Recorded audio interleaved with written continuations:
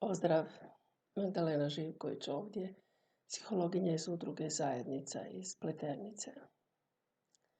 Ovaj video je uvod u seriju videa koje smo nazvali Razgovori o mindfulnessu, odnosno razgovori o punoj svjesnosti.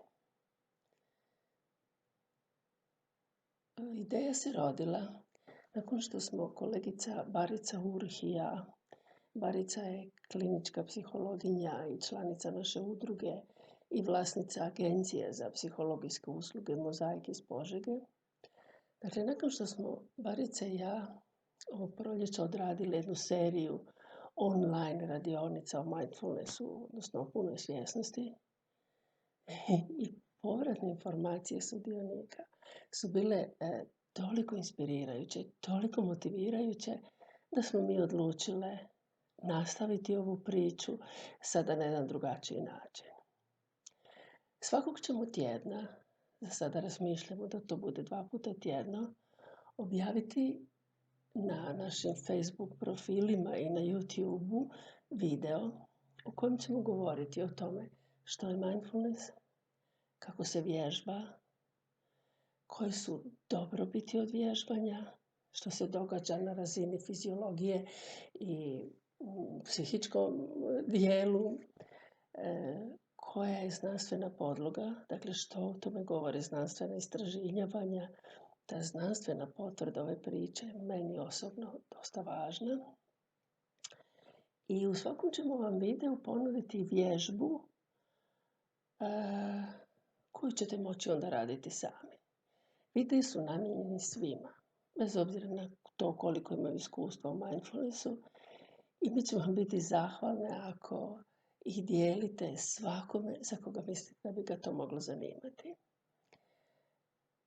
Jako će nas zanimati vaši komentari, prijedlozi, pitanja i nadamo se da će ova serija biti na neki način isto interaktivna i zajednički plod i naših promišljanja i onoga što želimo podijeliti s vama, ali i vaših povratnih informacija. Dakle, što je mindfulness? Mindfulness, odnosno puna svjesnost, je svjesnost koja nastaje kada ja donesem svjesnu odluku da ću namjerno usmjeriti pažnju na neki aspekt svog sadašnjeg iskustva i pritom to radim sa otvorenom znatiželjom, sa priznavanjem i prihvaćanjem svega što se u meni događa, bez prosuđivanja, bez kategoriziranja, suosjećajno prema sebi.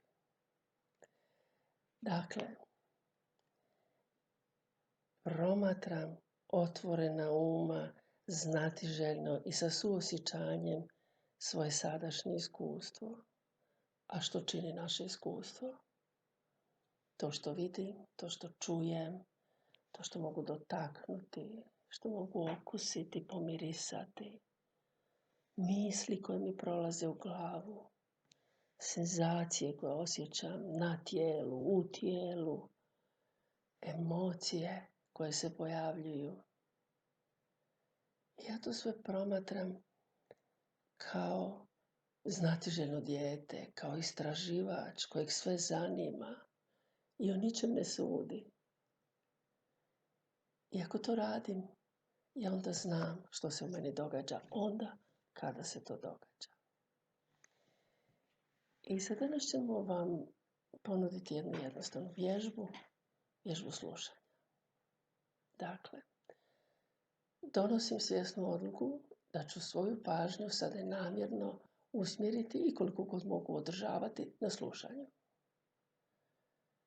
Moj položaj tijela pokazuje tu moju namjeru, pokazuje da sam budna i usredotočena i slušam.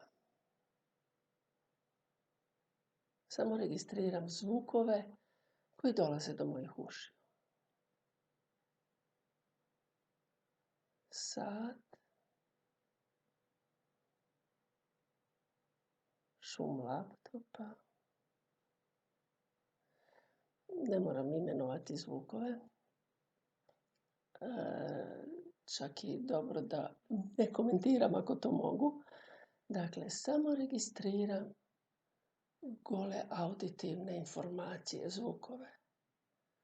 Jesu li daleki ili su blizu, jesu li glasni, tihi, iz kog smjera dolaze, jesu li konstantni ili su isprekidani, postoji li razdoblja tišine. I samo se prepuštam tom slušanju i puštam da zvukovi dolaze i odlaze iz područja moje svjesnosti. I ništa drugo. I to možete raditi kad god hoćete, koliko god hoćete puta, koliko god hoćete dugo.